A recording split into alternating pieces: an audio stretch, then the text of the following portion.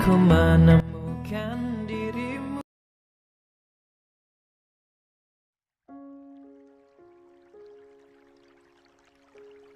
Terpaksa menikahi CEO muda. Episode 001. Pukul 3.30 WIB Jakarta. Saat ini seorang pria tampan dan juga asisten kepercayaan telah selesai meresmikan ke-18 cabang mall terbesar yang ada di Indonesia milik KENEDY William BRIANTAMA. Tujuannya saat ini adalah mengunjungi restorannya yang ada di pertengahan kota. Restoran itu juga salah satu restoran miliknya cabang keempat yang berada di dekat sekolah menengah atas. Tujuan ia membangun restoran di samping sekolah yaitu keuntungannya yang besar. Tidak salah jika saat ini namanya sangat terkenal di mana-mana, bukan hanya di negara sendiri melainkan di beberapa negara yang lainnya termasuk di negara Korea, Italia, London, Jepang dan juga China. Bisnisnya sangat terkenal saat ini karena usahanya sendiri bukan campur tangan dari orang tuanya. Ger, kita ke restoran cabang keempat. Aku ingin melihat perkembangan restoran itu. Setelah 1 tahun aku tidak pernah melihat perkembangannya, ujar pria berwajah tampan dan berwibawa yaitu CEO Kennedy, putra tunggal dari keluarga Briantama. Baik bos, jawab Gary. Dia adalah pria tampan yang umurnya tinggi 1 tahun dari Kennedy. Gary adalah kepercayaan Kennedy sedari ia kecil. Weber flashback on pertama bertemunya Gary dan Kennedy. Awal mula mereka bertemu ketika Kennedy berumur 7 tahun. Waktu itu mereka masih sangat kecil. Kennedy saat itu menuju pulang ke mansionnya bersama ayahnya dengan mobil mewah sang ayah. Memang sengaja ayah Kennedy membawanya kemanapun ia melakukan pekerjaan supaya Kennedy bisa menjadi seorang pembisnis seperti ayahnya. Ia sudah dilatih mulai dari kecerdasan juga bela diri sedari kecil agar Kennedy menjadi pria mandiri yang sangat kuat. Saat mereka sudah dalam pertengahan perjalanan, ayah Kennedy melihat seorang anak pria laki-laki yang sedang disiksa oleh 2 pria berbadan besar dengan pakaian seperti preman. Ketika itu ayah Kennedy menyuruh supirnya berhenti guna untuk melihat anak laki-laki yang masih kecil melawan kedua preman itu. Ayah Kennedy terus mengamatinya mulai dari gerakannya yang sangat lincah. Anak kecil itu bisa menghindari serangan-serangan dari para preman itu. Ayah Kennedy mengangguk dan turun untuk menemui anak kecil yang bersama para preman itu. "Daddy, mau kemana?" ujar Kennedy yang suaranya masih sangat imut. "Tunggu sebentar ya nak, Daddy ingin melihat anak itu." "Kamu jangan keluar, titipkan ya Pak Lee," ucap ayah Erik pada Pak Liwa. Biasa dipanggil Pak Lee, sopir kepercayaan ayah Erik atau ERICKTON William Asteris. "Baik Pak, mohon berhati-hati," ujar Pak Lee. Ayah Erik pun keluar dari mobil dan berjalan menuju ke arah para preman dan juga anak kecil itu. "Berhenti!" teriak Pak Erik yang langsung membuat para preman itu menatapnya. "Maaf, Anda tidak perlu ikut campur dengan urusan kita," ucap salah satu preman itu, dan anak kecil laki-laki itu pun berlari ke arah Pak Erik. Ia seakan minta pertolongan. "Ini untuk kalian, jangan lagi kalian mengganggu anak ini," ucap Pak Erik melempar amplop coklat yang berisi beberapa gepok uang pada preman itu. Preman itu pun langsung pergi tanpa berterima kasih pada Pak Erik.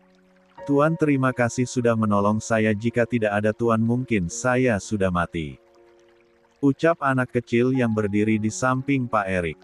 "Sudah nak, ayo ikut saya ke mobil," ucap Pak Erik lembut pada anak kecil itu. "Tapi saya takut," ucap pria kecil itu. "Tidak apa-apa, saya tidak akan menyakitimu, malah saya akan memberi teman untukmu, ayo," ucap Pak Erik lembut hingga akhirnya anak laki-laki itu mau pergi bersama Pak Erik. "Ayo Pak, jalan," pinta Pak Erik pada Pak Lee karena saat ini ia dan juga Gary sudah berada dalam mobil, dan Pak Lee pun meneruskan perjalanan pulangnya. "Daddy, dia siapa?" ucap Kennedy yang melihat anak kecil yang usianya tidak jauh berbeda dengannya. "Siapa namamu nak?" ucap Pak Erik. "Namaku Gary." "Terima kasih ya Tuan sudah mau menyelamatkan saya," ucap Gary dengan suaranya yang masih imut. "Apa kamu tidak mempunyai keluarga?" ucap Pak Erik pada Gary. 。 . 。 . 。 . 。 . 。 . 。 . 。 . 。 . 。 . 。 . 。 . 。 . 。 . 。 . 。 . 。 . 。 . 。 . 。 。 . 。 . 。 . 。 . 。 . 。 . 。 . 。 . 。 . 。 . Tidak tuan, saya hidup sendiri sedari kecil. Orang tua saya sudah meninggal sejak saya masih kecil dan saya ditempatkan di panti asuhan, tetapi ketika saya keluar ingin mencari uang ada 2 preman yang menyerangku. Ucap Gary dengan raut wajah sedih. Pak Erik yang melihat cerita dari Gary pun ikut sedih. Sekarang kamu ikut saya ya, dan ini anak saya namanya Kennedy, kamu bisa menjadi teman untuknya dan tinggal bersama kami. Ucap Pak Erik, dan saat ini persahabatan mereka sangat dekat. Dan saat itu Gary juga dilatih dan disekolahkan hingga menjadi sarjana sama seperti Kennedy. Ia juga diberi kasih sayang yang sama oleh ayah dan ibunya Kennedy yang tidak pernah membanding-bandingkan mereka. Setelah mereka selesai menjalankan studinya, Kennedy berniat untuk membuat usaha sendiri, dan itu membuat Gary ingin membalas semua apa yang diberikan oleh orang tua Kennedy. Ia menemani Kennedy dari awal dan ia juga menjaganya. Sebenarnya ayah Kennedy meminta Gary untuk membuat usaha sendiri, tetapi Gary menolak. Ia tidak ingin merepotkan keduanya. Ia pun memutuskan untuk menjadi asisten untuk putranya, dan dari itulah sampai saat ini kemanapun Kennedy, Gary juga ada di sampingnya. Flashback off, kita sudah sampai. Ujar Gary yang saat ini mereka telah sampai di depan restoran keempat milik Kennedy. Saat ini restoran sangat ramai dengan para anak SMA di sana, tapi sebentar lagi mereka akan kembali ke sekolahnya. Apa tidak apa-apa padamu? Ucap Gary pada Kennedy. Tidak masalah, ayo. Ucap Kennedy. Ia pun turun dari mobil mewahnya dan berjalan menuju restorannya yang sangat mewah. Ia sangat tampan dengan kacamata hitam yang menyandar di hidungnya dan memakai pakaian formal yang sangat rapi. Begitupun juga dengan Gary. Semua para gadis SMA yang melihat kedatangan sang CEO itu merasakan takjub, serasa ingin memiliki salah satu dari mereka. Tetapi kedua pria tampan itu sama sekali tidak mempedulikan para gadis itu. Mereka sudah biasa diperhatikan seperti itu. Selamat datang Tuan Kennedy dan juga Tuan Gerry. Sapa santun dari para manajer dan karyawan yang bekerja di restoran milik Kennedy. Mereka disambut dengan sangat baik. Mereka pun mempersilahkan Kennedy dan juga Gary untuk masuk ke dalam restorannya. Suasana di dalam sudah tidak terlalu ramai, hanya tinggal beberapa siswi saja yang masih menikmati makanannya. Ketika menyadari jam pelajaran akan segera mulai, mereka pun langsung berhamburan keluar dengan terburu-buru. Salah satunya adalah Abelia. Ia gadis yang paling cantik dengan wajah blasteran Asia Indonesia, dan ia juga terlihat paling tinggi di antara teman seusianya. Ia berlari dengan membawa makanan dan juga beberapa buku hingga ia tidak tersadar menabrak CEO pemilik restoran itu. BRRAAKKKK. Semua pasang mata karyawan dan manajer melihat aksi mereka sangat takut dengan kemarahan sang pemilik restoran itu. Mereka sangat was-was dengan kejadian yang menimpa CEO-nya. Berbeda dengan Gary, ia melihat Abelia dengan tatapan takjub karena Abelia sangat cantik dan berbeda dari gadis yang lainnya. Hei, apa kau tidak punya mata? Ucap pria tampan yang melepaskan kacamata hitamnya. Ia melihat ponselnya yang sangat mahal terjatuh dan pecah akibat Abelia menabraknya. Ia juga melihat jasnya yang kotor karena makanan yang dibawa Abelia mengenainya. Astaga, maafkan saya Tuan, maafkan saya.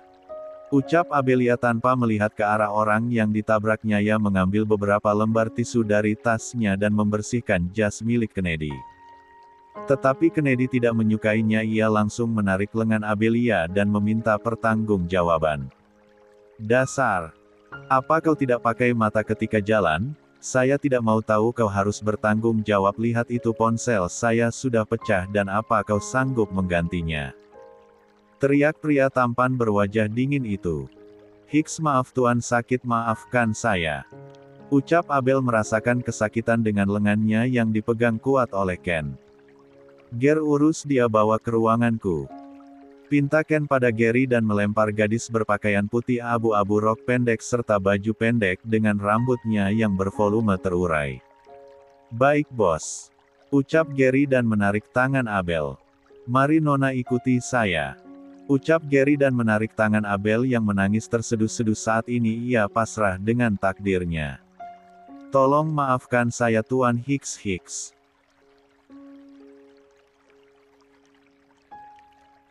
Ucap Abel terus menangis. Ia berjalan mengikuti Gary untuk menuju ke ruangan Kennedy. Mereka berjalan menggunakan lift supaya cepat sampai karena ruangan Kennedy berada di lantai 15. Masuklah Nona, ikuti saja apa perintah bos kita. Ucap Gary membukakan pintu ruangan pribadi milik Kennedy yang sangat mewah. Duduklah, tunggu di sana. Ucap Gary menyuruh Abel untuk duduk di meja kerja Kennedy. Abelia pun menurut. Ia duduk di depan meja kerja itu dengan wajah sedihnya. Mendengar suara sepatu, ia merasa ada seseorang yang berjalan ke arahnya. Abelia tidak berani bergerak. Ia hanya tertunduk dengan perasaan yang sangat sedih. Kennedy saat ini sudah berubah penampilan. Ia tetap memakai pakaian formal, tetapi kali ini ia memakai pakaian yang sudah bersih dan terlihat segar. Angkat wajahmu dan lihat saya. Ucap Kennedy. Ia sedikit terkejut melihat wajah Abelia yang sangat cantik, tetapi ia tidak menampilkan reaksinya itu. Ia tetap pada ekspresi datarnya. Maafkan saya Tuan, maafkan saya Hicks. Ucap Abelia yang menangis dengan menangkup kedua tangannya karena rasa bersalahnya. Apa kau tahu berapa harga ponsel saya yang sudah kau rusak? Ucap Kennedy dengan wajah datarnya, tetapi Abelia membalas dengan gelengan kepalanya. Apa kau bisa menggantinya? Harga ponsel itu 35 juta. Saya tidak mau tahu, kau harus menggantinya, ucap Kennedy dengan suara tekanannya. What, 35 JT? Uang dari mana aku? Astaga, kenapa takdirku seperti ini? Gumam Abel dalam hati. Ia saat ini tidak tahu apa yang akan ia lakukan. Untuk makan saja ia harus bekerja setelah pulang sekolah dan uangnya hanya cukup untuk makan. Apa kau tidak mendengarkan saya? Kenapa kau bengong? Tekan Kennedy pada Abelia. Garis bawah saya akan menggantinya, tetapi saya tidak punya uang Tuan, maafkan saya. Ucap Abelia dengan air mata yang terus mengalir. Siapa namamu? Tanya Ken pada Abelia. CLE, Cleopatra Abelia, ucap Abel terbata-bata. Ia sangat takut dengan ekspresi wajah dingin Kennedy. Nama yang bagus, wajah yang cantik, tapi sayang kita akan bermain-main gadis kecil. Gumam Kennedy dalam hati. Kau tinggal bersama siapa? Tanya Kennedy penasaran. Saya tinggal bersama Om dan Tante Tuan karena orang tua saya telah tiada, jadi saya mohon maafkan saya Tuan, saya akan menggantinya, saya mohon Hicks. Ucap Adele yang terus mengucapkan maaf pada Kennedy. Tidak. Saya tetap ingin kau menggantinya dan saya ingin kau bekerja di mansionku selama 1 tahun tanpa digaji atau kau mau saya laporkan polisi. Ujar Kennedy pada Abelia. Seketika Abel membulatkan matanya. Saya mohon jangan lakukan itu Tuan, saya mohon, saya masih ingin bersekolah, hanya tinggal 2 bulan saja. Saya akan selesai ujian, saya tidak ingin berhenti sekolah sebelum ujian kelulusan. Ujar Abelia menjelaskan pada Kennedy. Baiklah, kalau begitu kau tetap boleh bersekolah, tetapi syaratnya kau harus tinggal di mansionku. Pulang dan pergi ke sekolah kau diantar oleh supir dan tugasmu pulang sekolah harus membersihkan mansion saya. Jika kau menolak saya akan melaporkanmu pada polisi karena saya tidak pernah bermain-main dengan ucapan saya.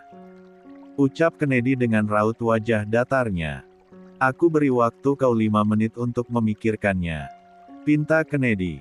What, astaga, apa dia gila? Aku disuruh membersihkan mansionnya. Mansion itu kan sangat luas dan besar. Tetapi tidak apalah, daripada aku masuk penjara. Lagian Om dan Tante juga tidak akan mencariku karena mereka memang menginginkanku pergi, setidaknya aku masih bisa makan. Gumam Abel dalam hati. Baiklah Tuan, saya menyetujuinya, tetapi apa saya boleh bertanya? Ucap Abel pada Kennedy. Katakanlah. Ucap Kennedy ketus. Ia fokus dengan laptopnya tanpa memalingkan wajahnya pada Abelia. Makan serta biaya sekolah saya, bagaimana jika saya bekerja tidak digaji? Ucap Abelia membuat Kennedy memalingkan pandangannya pada wajah Abelia. Semua itu sudah saya tanggung, tetapi untuk biaya sekolah itu akan saya masukkan dalam hutang dan makan serta tempat tinggal itu akan saya berikan gratis. Ucap Kennedy dengan raut wajah serius. Baiklah Tuan, maafkan saya.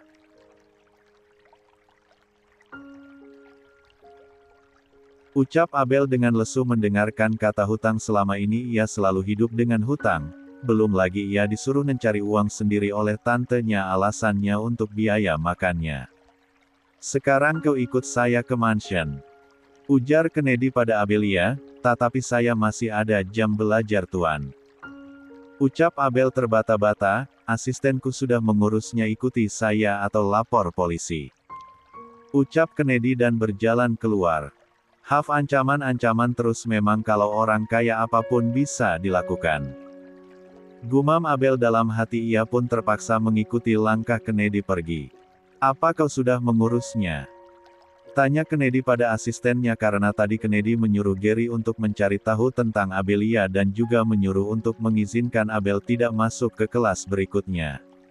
Sudah bos, jawab asistennya. Aku akan membawanya ke mansion, antar aku pulang sekarang. Pinta Kennedy pada Gary. Oke baiklah, ucap Gary.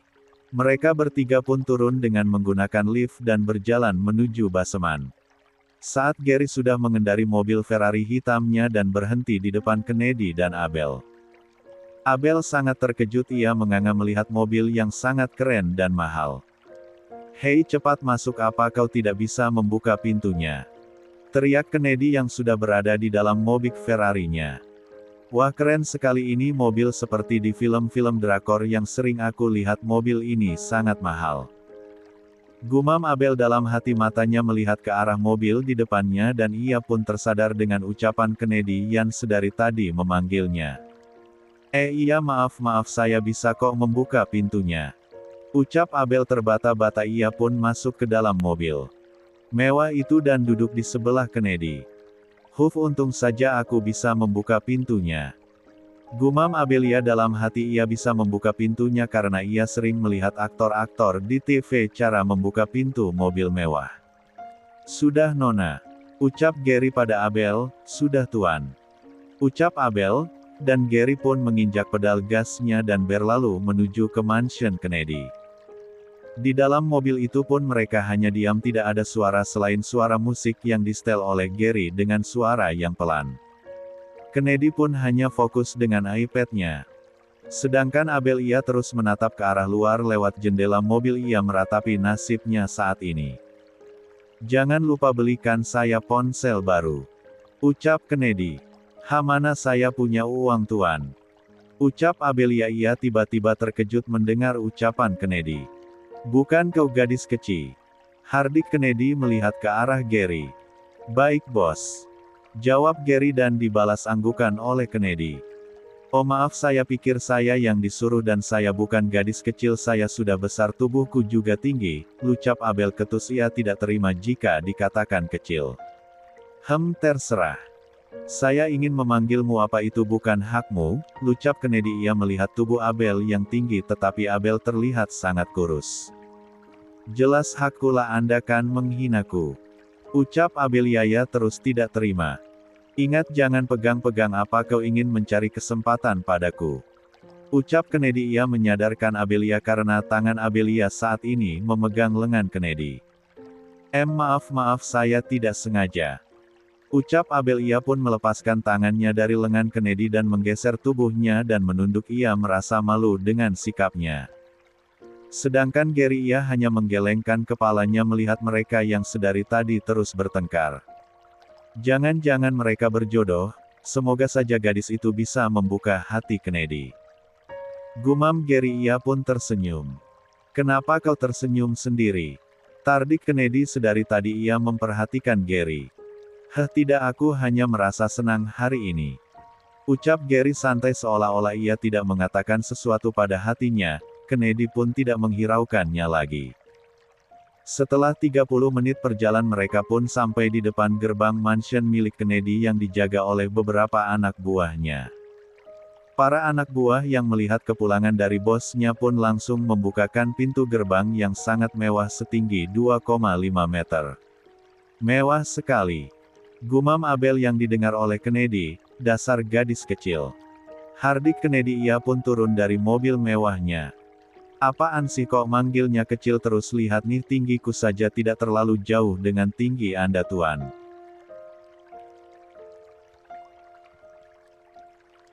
Ucap Abel. Ia berdiri di dekat Kennedy dan mengukur tinggi mereka.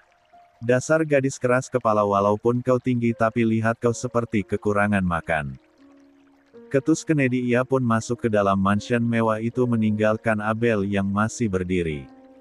Ayo masuk, kenapa kau berdiri di situ? Teriak Kennedy. Abel pun berjalan mendekati Kennedy.